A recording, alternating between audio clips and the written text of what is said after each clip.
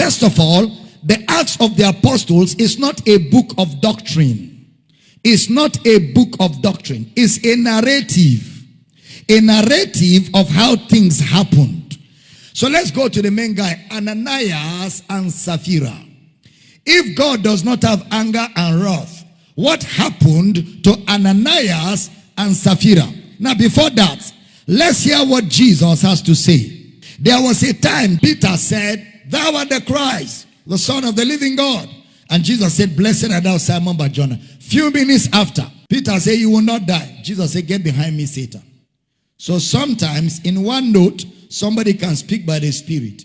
And in another note, he could speak by the influence of the devil. Is it clear? All right, that's one instance. Second instance, they say, "Shall we command fire and it comes down and destroy this city?" Jesus turned and rebuked them. Luke chapter 9, verse 51 to 56. He says, "You know not what manner of spirit you are of. For the Son of Man is not come to destroy men's lives, but to save them." And they went to another village. They went to another village. He rebuked them like he rebukes demons. So this will help us as we go to Acts of the Apostles now. Acts chapter 5 verse 1. Don't forget, it's a journalistic account. It's a narration of the events.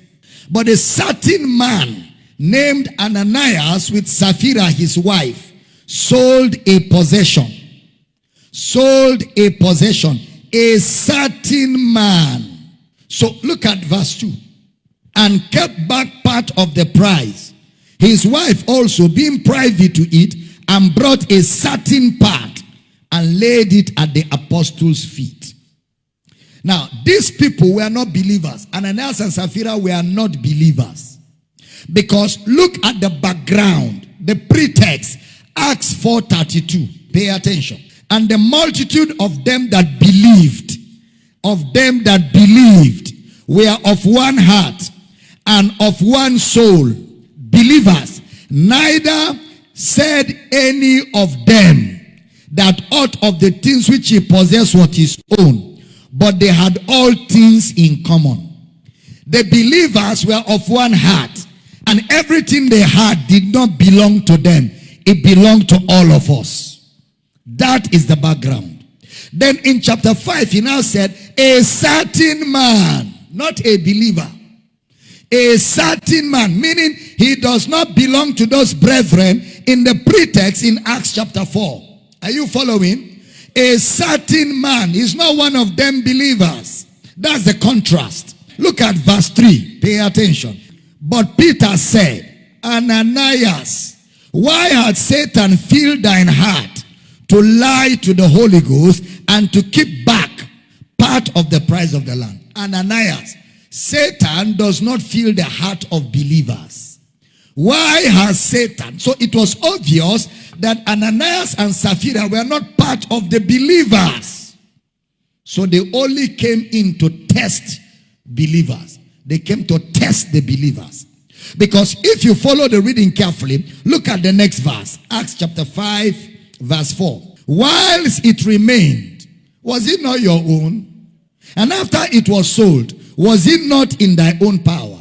Why hast thou conceived this thing in your heart? Thou hast not lied to men, but unto God. Peter was just angry. Okay? Look at the next verse. And Ananias, hearing these things, hearing these words, fell down and gave up the ghost. They didn't push him down. They didn't collect his ghost. He fell down and gave up the ghost. And great fear came on all them that had these things. Look at the next verse. And the young men arose, wound him up, and carried him out and buried him. Next verse.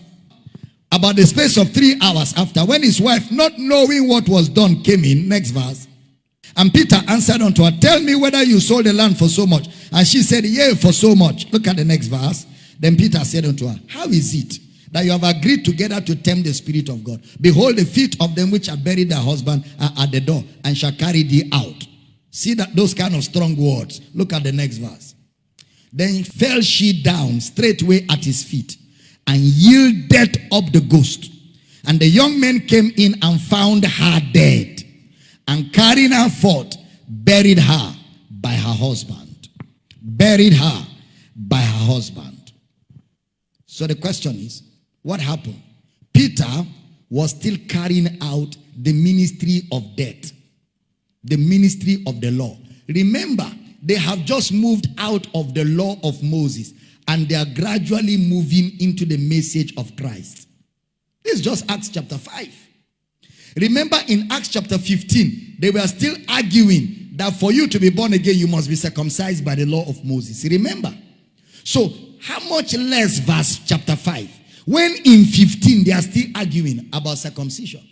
So, obviously, they were still heavy in the law of Moses, which is the ministry of death, which is the ministry of condemnation. That's the second thing. Number one, they were not believers. Number two, Peter was still operating the ministry of death, which is the law of Moses. Pay attention.